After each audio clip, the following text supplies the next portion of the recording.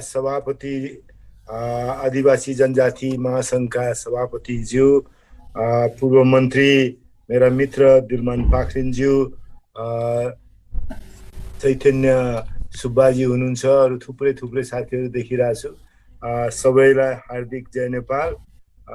र सबै बेग्ला बेग्लै भाषामा त्यसलाई त्यसै रूपमा बुझिदिनु होला आफ्नो भाषामा भन्ने अनुरोध गर्छु।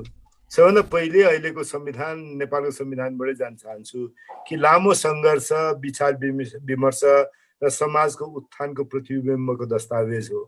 त्यसैले संविधानलाई पहिले हेर्दाखेरि मैले सुरुमा प्रस्तावनाकै ठाउँबाट हेर्न चाहन्छु, किनभने प्रस्तावनाले हामीलाई कुन डिरेक्सनमा हामी जान खोज्या हो, कतिपय कुराहरू त्यो डिरेक्सनमा नपुग्या होला, तर कुन बाटो समातेर संविधान बनाएको।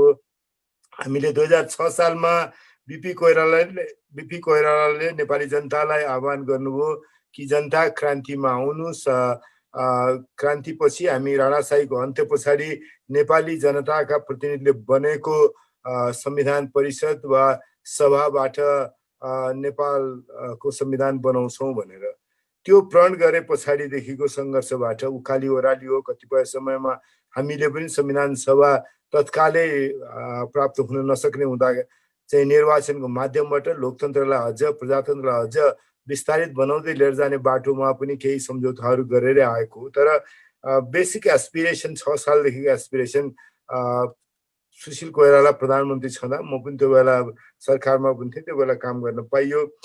त्यो प्रस्तावनाको एस्पिरेसन र मस्यौदा समितिमा थिएँ म। मस्यौदा समितिको कार्यदलमा बसेर पनि काम गर्ने अवसर भयो हुनाले मैले, अब तपाईँहरू सबैलाई थाहा छ, तथापि टु रिएम्फसाइज हामीले प्रस्तावनामा लेखा छौँ, बहुजातीय, बहुभाषिक, बहुधार्मिक, बहुसांस्कृतिक तथा भौगोलिक विविधतायुक्त विशेषतालाई आत्मसात गरी, त्यो लेख्दै लेख्दै लेख्दै तल गएर अनि त्यसले समानुपातिक, समावेशी र सहभागितामूलक सिद्धान्तका आधारमा समतामूलक समाजको निर्माण गर्ने सङ्कल्प गर्दै, यो चाहिँ हाम्रो बेसिक एस्पिरेसन हो संविधानको। संविधानले पहिलो कुरा नेपाल, हामीले पहिले जतिसुकै भने पनि एउटा बिन्दुमा हामी थियौँ कि पञ्चायतको नारा कति काम लाग्यो लागेन एउटा कुरा होला, तर के अरे एउटै भाषा एउटै भेष भन्ने अथवा एउटै संस्कृति भन्ने त्यो ठाउँबाट द ग्रेटेस्ट डिपार्चर, र त्यो डिपार्चरलाई संविधानले नै स्वीकार गरेर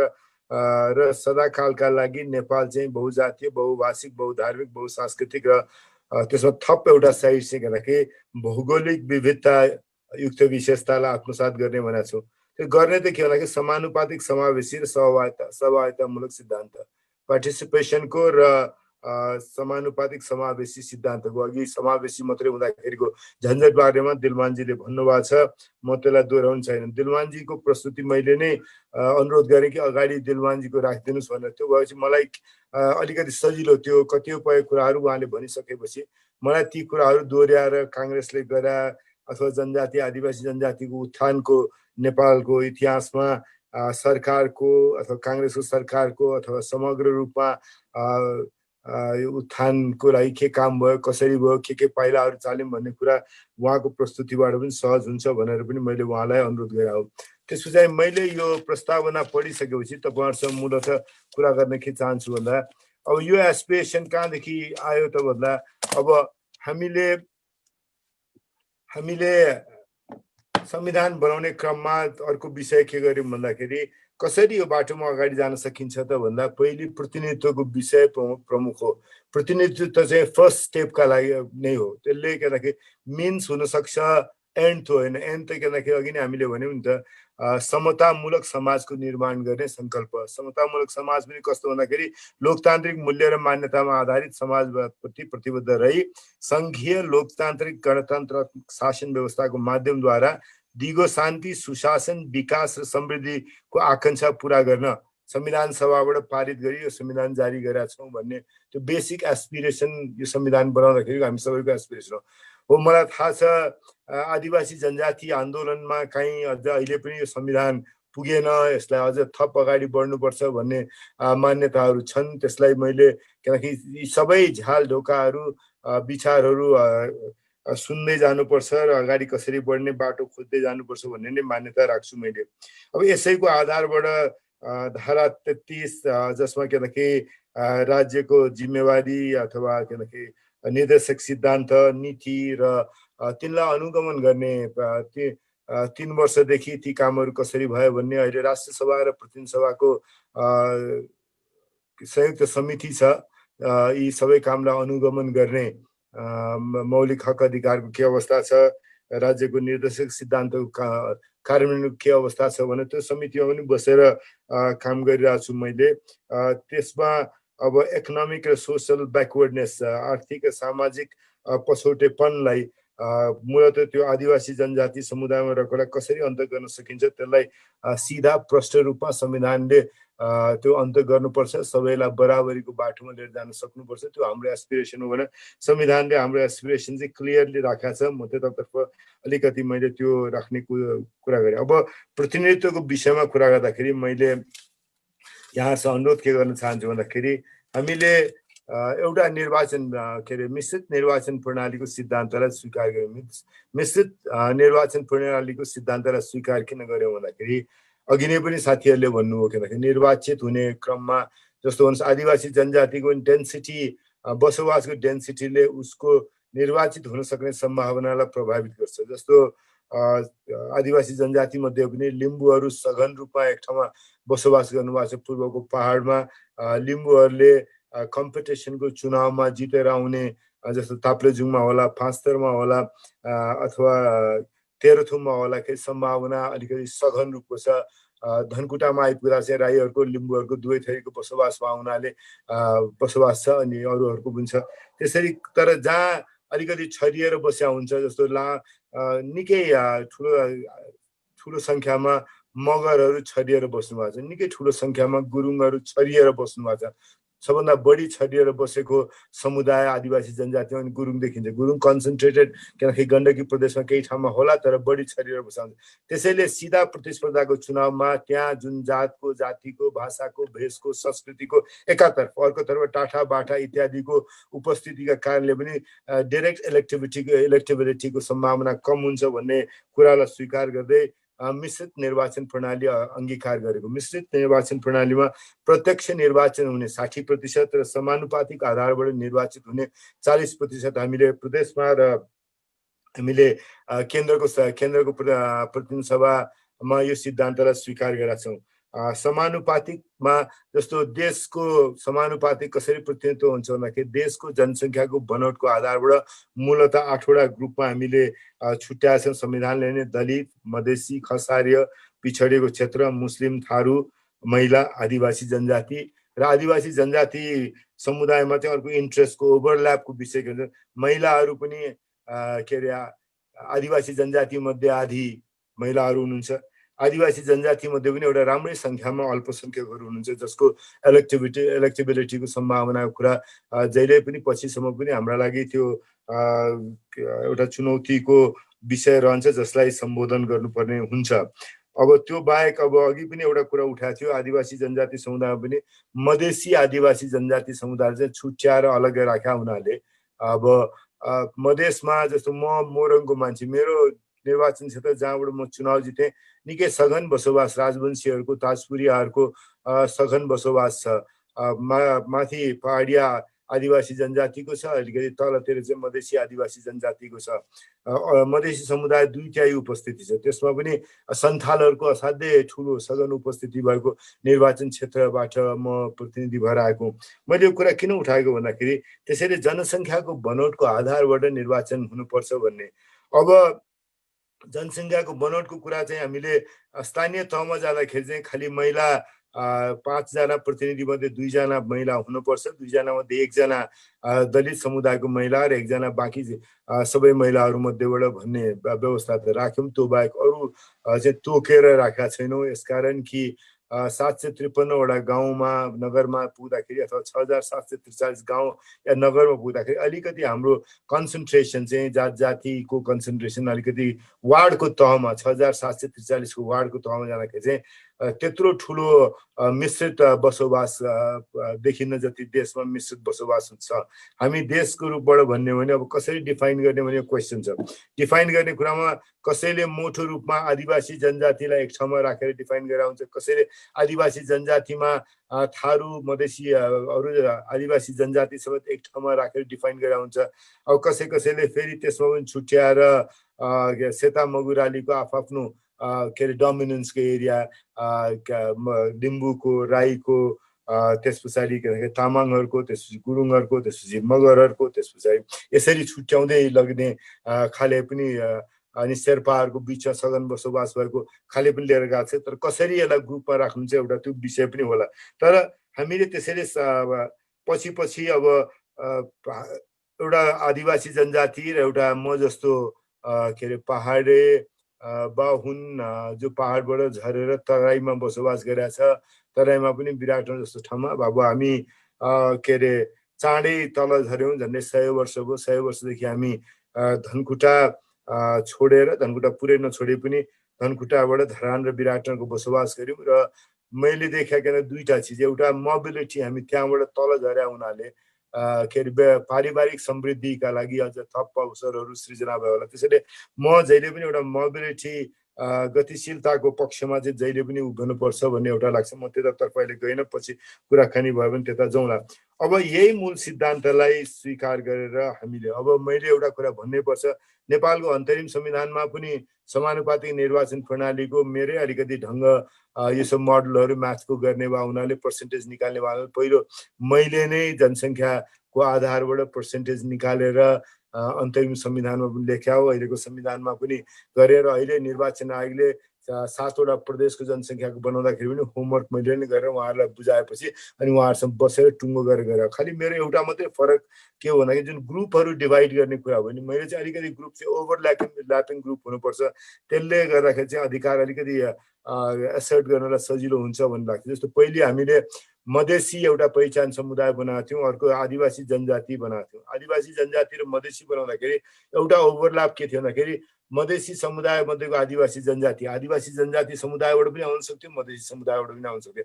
आज त्यसो सानो एउटा ग्रुप थारू बेग्लै झिकेर अथवा बाँकी मधेसी आदिवासी जनजाति ग्रुप बेग्लै झिक्दाखेरि उनको इलेक्टेबिलिटीको चान्स चाहिँ असाध्यै घटेर गएको छ भन्ने मलाई लाग्छ। त्यो राम्रो भएन भन्ने मलाई लाग्छ। तर हाम्रो संविधानले त्यही बाटो समात्यो। अब संविधानले बाटो समातेको बाटोमा मैले मात्रै अलग अहिले राखेर मत भएन।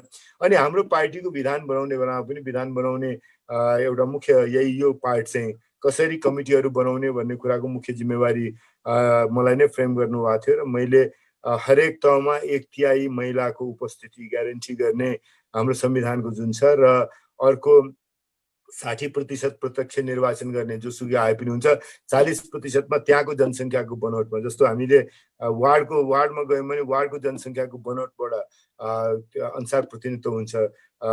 पालिकामा गयो भने पालिकाको जनसङ्ख्याको बनोट अनुसार, प्रदेश सभाको निर्वाचन क्षेत्रमा भयो त्यसको जनसङ्ख्या अनुसार। त्यसै जुन तहमा पुग्यो, जस्तो प्रदेश नम्बर 1 मा गयो भने प्रदेश नम्बर 1 को जनसङ्ख्याको बनोटको आधारबाट हुन्छ, प्रदेश नम्बर 2 र प्रदेश नम्बर 1 को जनसङ्ख्या बनोट फरक छ। त्यसैले प्रतिनिधित्वको सिद्धान्तले पनि त्यसरी स्वीकार गरेर पार्टीले हामीले विधान बनाएको छौँ। अब अर्को कुरा के संविधान बनाउने कुरामा कसरी डिफाइन गर्ने भन्ने कुराले प्रभावित के गर्छ भन्दाखेरि अब यसमा साथीहरू सबैको एउटै खाले विचार हुन्न जस्तो लाग्छ। मैले लामै समयदेखि चिनेको हाम्रो महेन्द्र लिम्बू होइन के अरे प्रोफेसर, उहाँको अलिकति उहाँले चाहिँ के अरे आदिवासी जनजातिमा पनि लिम्बू बेग्लै राई बेग्लै छुट्याउनुहुन्छ र अनि त्यसै पर्सेन्टेज चाहिँ के बाहुन क्षेत्रीलाई एक ठाउँ क्लस्टर गरेर हेर्नुहुन्छ। म त्यो बाटोभन्दा अलिकति फरक तरिकाले हेर्दाखेरि जस्तो प्रदेश नम्बर 1 मा पहाडे जनजाति 39% छ, थारू 4% छ, अनि त्यस पछाडि मधेसी अन्य जनजाति 6% छ। यसरी आदिवासी जनजाति सबैलाई एक ठाउँमा जोड्ने भने 49% आदिवासी जनजाति छ अनि मधेसी चाहिँ 25.7 छ। अब एउटा अलग त्यसलाई कम्पेरिजन गरेर हेर्ने भने म जस्तो के अरे खस आर्यवाला 28% छ।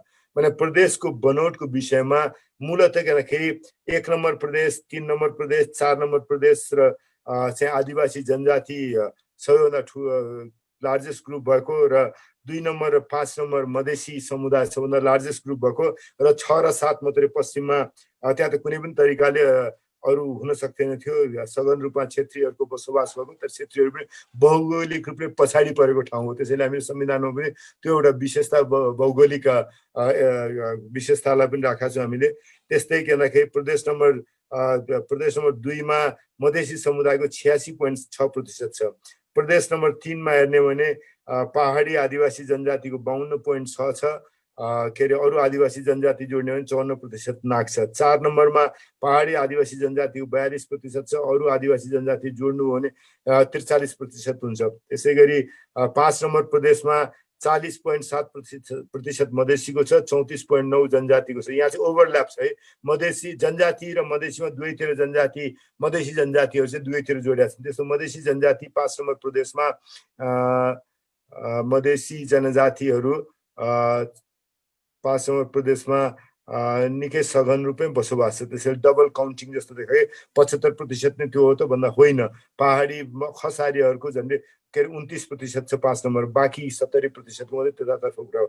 यसरी प्रदेशहरूको निर्माण गर्ने कुरामा पनि के अरे पहिलेको भन्दा अलिक फरक तरिकाले गर्दाखेरि अलिकति एसर्ट गर्न सक्ने साइज पनि के 1 नम्बर प्रदेशको साइज हेऱ्यो भने त्यो साइजले नेसनल प्रेजेन्सका लागि के अरे एउटा क्रिटिकल म्यास पुगे जस्तो लाग्छ मलाई। किनकि 1 नम्बर प्रदेशले, 5 नम्बर प्रदेशले, 3 नम्बर प्रदेशले एसर्ट गर्न सक्ने गरी आफ्नो उपस्थितिका लागि त्यो खालको प्रदेशहरू बनाएको छ। 4 नम्बर प्रदेशको एउटा छुट्टै बेग्लै खालको विशेषता छ।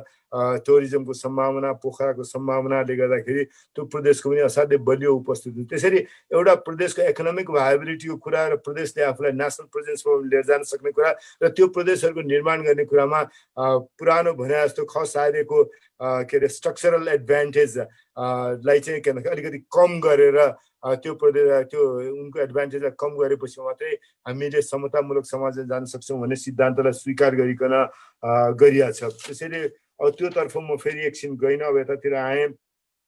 मैले एउटा विषयमा पछि आउन चाहन्छु। अब केही साथीहरूले पढ्नु पनि भयो होला, आइडेन्टिटी विषयमा निकै लेखेका छन्। अब अमर्त्य सेनले लेखेको कुरा होला अथवा अहिले पछिल्लो चरणमा पनि के अरे संरक्षणवादी अथवा अनुदारवादी भन्ने पनि चलन छ, अथवा लेफ्ट साइडको के अरे प्रगतिशील भने पश्चिमा हिसाबबाट प्रगतिशील हिसाबले लेख्नेहरूको पनि किताबमा एउटा अब निकै चर्चाकै किताब फ्रान्सिस फुकुयामाको identity, the demand for dignity and the politics of resentment भने पहिचानलाई उहाँले प्रतिष्ठा, मर्यादा र सम्मानको माग र रोष र क्रोधको राजनीति भन्ने हिसाबबाट किताब लेख्नु भएको छ। झन्डै 200 पेजभन्दा केही बढी छ। त्यो किताबमा अलिकति फरक आइडेन्टिटीलाई, पहिचानलाई राष्ट्रको तहमा पुर्याउने कुरा गर्नुभएको छ। त्यता म पछि समय हो भने म आउँछु। अब अहिले अब यता फेरि फर्केर आउने भने हाम्रो पार्टीमा अहिले गरेका कुरा, पहिले गिरिजाप्रसाद कोइरालाको बेलामा विकास समिति बन्या, शेरबहादुर देउवाको टाइममा उत्थानका लागि बनेको आदिवासी जनजाति उत्थान परिषद बन्या, अनि त्यस पछाडि ILO 169 साइन गर्ने, राटिफाई गर्ने र त्यसअनुसार के भन्दाखेरि पार्लियामेन्टको अन्तरिम संसदबाटै गरेका कुरा अघि के दिलमान पाखरिनले त्यो कुरा पनि राखिसक्नु भएको छ। अब हाम्रो पार्टीमा जति आदिवासी जनजाति सङ्घलाई हामीले क्रियाशील बनाउनु पर्यो त्यति बनाउन सकेका छौँ। एउटा क्वेसन चाहिँ आई थिङ्क तपाईँहरूले आदिवासी जनजाति सङ्घमा बसेर एउटा क्वेसनलाई चाहिँ ध्यानमा दिनुपर्ने हुन्छ कि भन्ने मेरो अनुरोध के छ भन्दाखेरि आदिवासी जनजातिको थुप्रै संस्थाहरू छ होइन, लिम्बूहरूको, किराँतहरूको, गुरुङहरूको, मगरहरूको, तामाङहरूको, अनि अल्पसङ्ख्यकमा पनि जस्तो के भन्दाखेरि बेग्ला बेग्लै छ।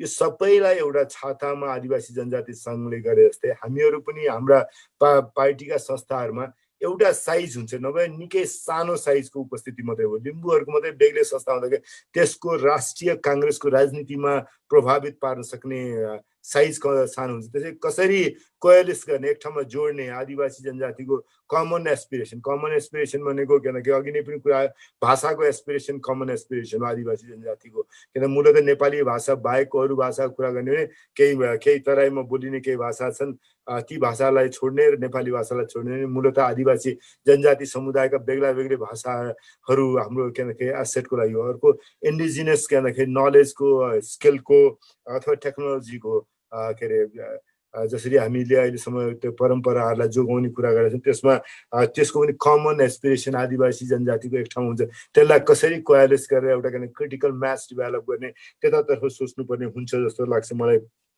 त्यस्तै के अरे आदिवासी जनजातिको आयोगको कुरा आयो किनकि पछि त गएर राष्ट्रिय समावेशी आयोग मात्रै रहला अहिले बिचको आदिवासी जनजाति थारू आयोगहरू त फेरि के हुन्छ भनेर कुरा गर्नु त्यसैले किनकि कसरी कोयालिस गर्ने एक ठाउँमा पुगेर अनि कमनालिटी अफ इस्युजमा आदिवासी जनजातिको कसरी नेसनल सिनमा एक्सेप्ट गर्ने एन्ड देन बियोन्ड द्याट कसरी किनकि डिफ्रेन्ट आदिवासी जनजाति ग्रुपले आफ्नो हिसाबबाट पनि थप गर्न सकिन्छ त्यतातर्फ सोच्नुपर्ने हुन्छ जस्तो लाग्छ मलाई। मेरो एस्पिरेसनको कुरा गर्नुहुन्छ भने यता अहिले विधान बनाउने कुरामा अथवा अन्तरिम विधानमा लेख्ने कुरामा मात्रै होइन कि मैले अहिले पार्टीकै विधान बनाउने कुरामा मात्रै होइन मैले बिमल तामाङ दाईको कमिटीमा बसेर काम गर्ने पनि मौका पाएँ र आई थिङ्क किनखेरि अब यसलाई अझ हामीले राम्रै दस्तावेज बनायौँ अझ त्यसलाई बिल्ड गर्दै लिएर जानुपर्छ जस्तो लाग्छ मलाई। आदिवासी जनजाति र आदिवासी जनजाति इन्टेलेक्चुअल्सहरू ले अझ ठुलो मद्दत गर्न सक्नुहुन्छ। हामीले भन्यौँ पहिचान भेटिने द्वन्द्व मेटिने भन्यो भने दुईटा आखिरी किनकि एउटातर्फ पुरानो सिस्टम के भयो भन्दाखेरि युनिटी खोज्दा पहिचान चाहिँ कसैको पनि नरहने खालको मात्रै भयो पहिचानै सकिने खालको एउटा धकेलाइ भयो। अर्कोतर्फ किनकि पहिचान बिल्ड गर्ने क्रममा माओवादी सशस्त्र विद्रोहबाट जुन बाटो निस्क्यो त्यसले चाहिँ द्वन्द्व सशस्त्र द्वन्द्वको बाटोबाट मात्रै पहिचान फेला पर्छ कि भनेर अनि त्यहाँ त्यो बाटोमा 12 वर्ष 10 वर्ष हामीले सशस्त्र विद्रोह बेहोर्यौँ त्यसपछि अर्को 10-12 वर्ष त्यो शान्ति प्रक्रिया संविधान बनाउने क्रममा गयो। अब कसरी हामीले के भन्दाखेरि द्वन्द्व पनि मेट्ने र किनकि पहिचान पनि भेट्ने हाम्रो बिमल तामाङजीले जुन बाटो देखाउनुहुन्छ त्यसलाई अझ बिल्ड गर्दै लिएर जाने कुरामा मैले यसरी पनि भन्छु हेर्नुहोस् किनखेरि अहिले दुईटा खाले बाटो किनकि निश्चित रूपमा दुनियाँ पनि देखिया छ के अरे जस्तो अहिले जस्तो हाम्रा डिफ्रेन्सेसहरू गर्दाखेरि भन्नुहोस् हामी समाजमा अल्पसङ्ख्यकहरूको देश हो सबैभन्दा ठुलो समुदाय भएको क्षेत्रीयहरूको पनि 16% मात्रै छ। यसरी हामीले बेग्ला बेग्लै 59वटा जातिलाई बेग्ला बेग्लै भनेर सोध्ने हो भने 16% वाला चाहिँ सबैभन्दा ठुलो ग्रुप भयो। त्यो त्यसरी हेर्दाखेरि आखिरी बाँकी त 84% छ नि त भन्दाखेरि इन द्याट सेन्स कोही पनि ठुलो डोमिनेन्ट हुन नसक्ने खालको छ। तर खालि के छ पहिले छरिएर बस्दाखेरि जस्तो बाहुनहरू र आदि क्षेत्रीहरू सुदूर मध्यपश्चिममा बसेको क्षेत्रीहरू होइन कि बाँकी देशभरि बसेको क्षेत्रीहरू र बाहुनहरू चाहिँ एउटा क्यारेक्टर के एक्जिबिट गरेछ भन्दाखेरि देशभरि छरिएर बसेको छ छरिएर बसेर एसेट गरेको छ त्यहाँको एलिट हो ठालु हो पढाइ लेखाइ बढी हो सम्पत्ति बढी थियो किनकि त्यहाँको सबै खटनपटन गरेर बस्यो। त्यस्तै किन आदिवासी जनजातिमा पनि अलिकति त्यो खालको क्यारेक्टर सबैतिर फैलिएको खालको क्यारेक्टर नेवारहरूको बिचमा देखिन्छ। त्यस पछाडि अलिकति पछाडि अलिक पछाडि छ तर किनकि गुरुङहरूको देखिन्छ भने कसरी एकातर्फ किनकि मोबिलिटीले समाजमा के अरे आफ्नो डोमिनेन्स बिल्ड गर्दै लिएर जाने तर अर्कोतर्फ किनकि आफ्नो के अरे इस्युजहरूलाई कसरी बिल्ड गरेर लिएर जाने भन्ने कुरामा आई थिङ्क यो सबैभन्दा महत्त्वपूर्ण अबको दिनमा पनि यो राजनीति हुन्छ। त्यसैले हामीले एकातर्फ रिजनमेन्टलाई के अरे मागेको आत्मसम्मान हो प्रतिष्ठा हुनु पर्यो मर्यादा हुनु पर्यो आत्मसम्मान हुनु पर्यो मेरो संस्कृति जोगिनु पर्यो मेरा परम्पराहरू जोगिनु पर्यो मेरो रीतिथि जोगिनु पर्यो मैले जानेको किनकि टेक्निकल नलेजहरू जोगिनु पर्यो। तर सँगसँगै के भन्छ कि त्यसलाई प्राप्त गर्नका लागि एकअर्कासँग लडाइँ गरेर द्वन्द्वको सशस्त्र द्वन्द्वको बाटो भन्दा पिसफुल बाटोबाट कसरी किनकि अझ एक्सप्यान्ड गर्दै जाने बाटोमा जान सक्छ। त्यही मूल भीमबहादुर तामाङ दाईको कमिटीमा बसेर हामीले सँगै काम गर्दाखेरि त्यसलाई भेटेर त्यही कुरालाई अगाडि बढायो त्यसलाई अझै बढी एक्सप्यान्ड गर्न चाहन्छु। यसकारण पनि एक्सप्यान्ड गर्न चाहन्छु कि हाम्रो एउटा विशिष्ट ट्रेडिसन बिपी कोइरालाको पार्टीको मानिसहरू हामी अहिले पनि तपाईँहरूले नै काम गर्नुभएको हो के अरे किताबमा के भन्दाखेरि मुलुकको मुहार कि के भनेर गर्नुभएको छ त्यसमा अहिलेसम्मको गभर्मेन्टमा एक्जिक्युटिभमा सबैभन्दा कुनै आवश्यकता लेखा छैन केही छैन संविधानमा लेखा छैन विधानमा लेखा छैन केही लेखा छैन सबैभन्दा इन्क्लुसिभ के अरे सरकार बिपी कोइरालाको बेलाको सरकार बन्यो सबैभन्दा हुन त त्यसमा पनि खालि के भन्नु होला भने कसैले क्याबिनेट मन्त्री चाहिँ एकजना चौधरी हुनुहुन्थ्यो एकजना श्रेष्ठ हुनुहुन्थ्यो र एकजना मिश्र हुनुहुन्थ्यो अरू बाँकी त उपमन्त्रीमा पर्नु भएको थियो नि भन्छ नि। आजको कुरा गरिरहेको छौँ हामीले त यो वी आर टकिङ अबाउट 2016 सालको कुरा आजभन्दा 61 वर्ष अगाडि पनि किनकि 61 वर्ष अगाडिको रेकर्डलाई बिट गर्ने खालको इन्क्लुसिभ क्याबिनेट इन्क्लुसिभ भन्दाखेरि काउन्सिल अफ मिनिस्टरसम्म बनाएको छैन। अहिले लेखा छन् संविधान, यतिका एस्पिरेसनका कुरा छ, यतिका राष्ट्र रूपमा तागतको कुरा भएको छ, यतिका हामीले यसरी आदिवासी जनजातिले यत्रो ठुलो सङ्घर्ष गर्नु, यति ठुलो संस्थाहरू छ, समाजमा यतिका यो चेतना आइसक्यो, तै पनि त्यहाँसम्म पुग्ने खालको अवस्था भएको छैन। त्यसैले त्यो ट्रेडिसनलाई मैले सम्झिन आवश्यक हुन्छ। यसकारण पनि सम्झिन आवश्यक हुन्छ कि आज काङ्ग्रेसको सबैभन्दा बेस कमजोर भएको समुदाय मध्ये राईहरूको बिचमा हामी असाध्यै कमजोर भएको छौँ। तर नेपालको स्वतन्त्रताको आन्दोलनमा बिपीले 7 सालको क्रान्तिमा आह्वान गर्दाखेरि सबैभन्दा फोर फ्रन्टमा बसेर सङ्घर्ष गर्ने समुदाय मध्ये राईको समुदाय थियो। हाम्रो नेताहरू नारदमुनि छुलुङ, देवानसिंह राई, भूदेव राई त बिपी कोइराला चाहिँ पार्टीको सभापतिका लागि चुनाव लड्नुभयो। पार्टीको सभापतिका लागि ऊ बेला चुनाव लड्नु। आजभन्दा 60 वर्ष अगाडि बिपी कोइराला म तपाईँलाई च्यालेन्ज गर्छु नि भनेर च्यालेन्ज गर्न उभिनु हो। जित्नु त बिपी कोइराला जित्नु भन्दाखेरि आखिरी एउटा के भन्दाखेरि एस्पिरेसन्सहरूलाई त्यसरी लिएर जाने त्यो पार्टीमा आजको दिनमा त्यत्रो ठुलो राईहरूले नेतृत्व गरेको पार्टीमा आज राईहरूको बिचमा हामी कमजोर छौँ। हामीले 48 मा 51 मा 56 का चुनावमा असाध्यै बलियोसँग मगरहरूको मतबाट हामीले के अरे मध्यपश्चिममा चुनाव जित्यौँ। मध्यपश्चिममा अनि केही पश्चिमको भागमा पनि थुप्रै सिट जित्यौँ। तर अहिले मगरको बेस पनि हाम्रो अलिकति कमजोर भएको छ। अब अरू जस्तो गुरुङ समुदायमा, लिम्बू समुदायमा हामी we do compete pretty well. अलिकति अरू पार्टीभन्दा हामी नै बेटर छौँ कि जस्तो मलाई लाग्छ। किनखेरि अझ स्पेसली गुरुङकोमा त अझ अलिकति बेटर नै छौँ हामी। तामाङ समुदायमा कुनै पनि के अरे अहिलेको पछिल्ला पोलिटिकल पार्टीको इनरोड्स चाहिँ त्यति बलियो इनरोड्स बन्न सकेका छैन। त्यहाँ यो सबै मैले खालि एकातिर मैले तपाईँले भन्नु छुट्याउने कुरा गरेर चाहिँ जात भनेर भन्दाखेरि मैले किन पार्टिसिपेसन कुरा लिएर आउने कुरामा, जम्मा गर्ने कुरामा, मान्छे त्यहाँ उभिने कुरामा त त्यो क्रिटिकल मास जम्मा हुनलाई सबै जात जाति भाषा भेष संस्कृति हो। नेपाल जस्तो चाहिँ त्यही अनुहार देखिने खालको के नेपालको एक्जिक्युटिभ बन्नुपर्छ भन्ने हामी सबैको एस्पिरेसन हो नि त। त्यो भयो भने भोलि लडाइँ हामीले गर्नु पर्दैन। नभए किनकि मलाई आजको दिनमा चिन्ता के छ भने म तपाईँहरूसँग अनेस्टली भन्छु, मेरो झन्डै अब टाइम सकिन पनि थालेछ होइन। मैले पछि अरू धेरै कुरा गर्नुपर्ने हुन्छ, म टुङ्गिहाल्छु त्यो एउटा दुइटा कुरा फटाफट भनेर। के अरे मैले एउटा कुरा तपाईँहरूसँग के राख्छु भन्दाखेरि आखिरी हामीले यो सबै किन गऱ्यौँ, संविधान किन बनायौँ भन्दाखेरि तपाईँ हामी कोही पनि कुनै जातको, जातिको, भाषाको, भेषको, संस्कृतिको कुनै पनि पहिचान भएको नेपालीले आफ्नो अधिकारका लागि, आफ्नो उन्नतिका लागि, आफ्नो समृद्धिका लागि, आफ्नो केटाकेटीको स्कुलका लागि, आफ्नो के भन्दाखेरि औषधि उपचारका लागि, आफ्नो के भन्दाखेरि जीवनको उन्नतिका लागि अर्कोसँग लडाइँ गर्ने होइन कि संविधानले दिएको, कानुनले दिएको, नियमले दिएको धाराहरू देखाएर त्यसलाई एसेट गरेर यहाँ छ नि यो अधिकार हो नि त, यो अधिकार त मैले चलाएर पाउनु पर्यो नि त। के अरे सरकारले दिँदैन भने अदालतलाई मुभ गर्न सक्ने खालको परिस्थिति निर्माण गर्ने राजनीति गरेर हो नि त। संविधान त्यसै कारण नै बनाएको। त्यो बाटोमा जाने कुराका लागि मलाई लाग्छ एउटा विशेष पनि हामीलाई के भन्दाखेरि नेपालको क्रान्ति मा फ्रन्टमा आएर काम गर्नु उनीहरूले त्यो भन्नुपर्ने हुन्छ। अर्को मैले हेर्नुहोस् हाम्रो चेतनाको कुरा गर्नु छ भने मैले यो भन्नै पर्छ, मैले बेला बेलामा यो के अरे आफ्नो सामाजिक सञ्जालमा पनि राख्ने गरेको छु। के अरे 1 नोभेम्बर के अरे 2019 चैत्र 17 गते 2019 चैत्र 17 गते कृष्णप्रसाद भट्टराईले जेलको डायरीमा आफ्नो लेख्नु भएको छ। आइएम एट्याचिङ, मैले यो राखेको छु उहाँको त्यो सूची। उहाँले के लेख्नु कृष्णप्रसाद भट्टराईले, दिवान Singh Rai and Jawan Singh Gurung were release this evening, so we are only 5 left. भने 2 जना छुट्नु हो, दिवान सिंह राई र जवान सिंह गुरुङ। यो 2019 साल कार्तिक 17 गतेको कुरा। अनि बिपी, गणेशमान, रामनारायण, योगेन्द्रमान र म। उहाँहरू छुट्नुभन्दा पहिले एकजना राई हुनुहुन्थ्यो, एकजना गुरुङ हुनुहुन्थ्यो पश्चिमको, एकजना थकाली हुनुहुन्थ्यो, एकजना नेवार, एकजना मधेसी र हामी 2 जना बाहुन थियौँ। What a fine representation of our communities. Krishnaprasad भट्टराईले जेलको नोटमा लेख्यो, what a fine representation of our communities. And this was 2019 सालमा लेख्यो जेल अवस्था। नेपाल जस्तो छ त्यस्तै हामी एउटा कोठामा थियौँ। आज यो 2टा नेता छुटेर जानुभयो अनि भन्नु। तर हुन त त्यो दिन दिवान सिंह राईले त्यो पञ्चायतले बनाएको कागजमा सही गर्नु भएन। त्यसैले फेरि बेलुका दिवान सिंह राईलाई फिर्ता लिएर आयो के सरकारले। फेरि दिवान सिंह राई अझ लामो समय थुनिनु भयो, पछि मारिनु भयो, पञ्चायतले मार्यो बडो नराम्रो छ। अब काहीँ न काहीँ हामीले पुरै काम गर्न सकेका छौँ, म भन्ने गर्न सकेका छैन। तर हाम्रो चुनाव जित्ने परिस्थिति थिएन, त्यसकारण खडा गऱ्यौँ पनि नभन्नु होला। केबी दाईलाई राष्ट्रपतिको उम्मेदवार खडा गऱ्यौँ हामीले, पहिलोपल्ट के अरे रामवरण यादवलाई राष्ट्रपति बनायौँ हामीले।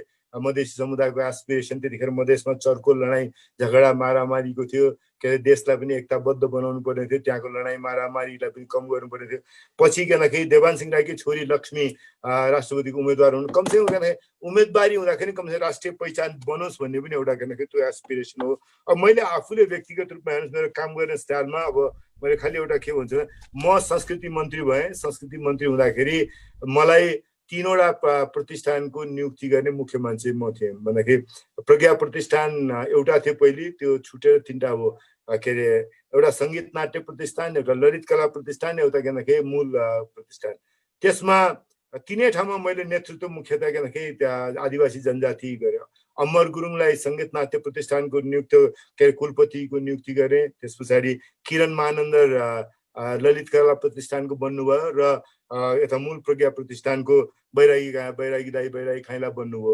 मलाई वास्तवमा हुनुहुन्छ नि एकजना के अरे खस आर्य म जस्तै मान्छे, असाध्यै राम्रो, सबैले मान्या इज्जत गरे साहित्यकार हुन्थ्यो। उनको बारेमा कुरा आएको थियो। मलाई नेताहरूले पनि भन्नुभएको थियो यो मान्छेले लोकतन्त्रको लागि यतिका काम गर्छ, यसलाई कहिले पनि रिवार्ड गर्न सकिन्न, यसलाई बनाउने कि कुलपति भनेर। मैले भने म गर्छु, अरूतिर गर्छु, तर अहिले भर्खर हामीले के गणतन्त्रको बाटोमा हिँड्छौँ। गणतन्त्र पछाडि गणतन्त्रलाई अगाडि लिएर जाने संहितालाई हामीले संस्थागत गर्ने संविधान बनाउने क्रममा छौँ। यतिका एस्पिरेसन छ आदिवासी जनजातिको। त्यसैले म यो अहिले बनाउँदाखेरि चाहिँ कुलपति बैरागी काइँलालाई नै बनाउँछु भनेर बैरागी काइँलालाई बनाएँ। के अरे टिकट छाप्ने कुरामा म पछि संस्कृति मन्त्री के अरे सञ्चार मन्त्री हुँदाखेरि बलबहादुर राईको टिकट गरे। मधेसी महानारायण निधिको टिकट भने व्यक्तिगत एउटा इन्डिभिजुअलको टिकट आउने कुरा चाहिँ कमै हुन्छ। मलाई किनकि जस्तो अर्को टिकट भन्नु चाहिँ सरोज कोइरालाको टिकट पनि मेरो टाइममा भयो। के अरे गणेश मानजीको के 2 सेन्चुरिजवाला के अरे सेन्चुरीवाला टिकट बनायो, दोस्रो टिकट थियो उहाँको। यसरी भन्दाखेरि चेतनाका साथ हामीले काम गर्ने कोसिस गरेका छौँ। हाम्रा थुप्रै सर्ट कमिङ्स अहिले पनि छन्। म तपाईँहरूसँग के भन्छु भन्दाखेरि नेपाली काङ्ग्रेसले आउने दिनमा तपाईँहरूसँग मिलेर काम गरेर कसरी अगाडि लिएर जान सकिन्छ त्यो मुद्दालाई, कहाँ कमजोरी छ एज ए नेसन। किनकि ठ्याक्कै भीमबहादुर तामाङ दाईको नेतृत्वमा हामीले काम गरेको कमिटीको मेन एस्पिरेसनलाई अझै लेख्दै जाउँ, अझै त्यसलाई आर्टिकुलेट गरौँ, अझै त्यसलाई व्याख्या गर्दै जाउँ, मतलब त्यसलाई मेन स्ट्रिममा लिएर जाउँ। पहिचान भेटिने, द्वन्द्व मेटिने राजनीतिमा कसरी लिएर जान सकिन्छ त्यतातर्फ सोचौँ भनेर म अहिलेलाई मेरो कुरा टुङ्ग्याउँछु। पछि कुराकानी प्रश्नोत्तरको क्रममा केही कुरा मैले थप्नुपर्ने हो भने थपौँला। अवसरका लागि फेरि पनि म हार्दिक आभार व्यक्त गर्दछु।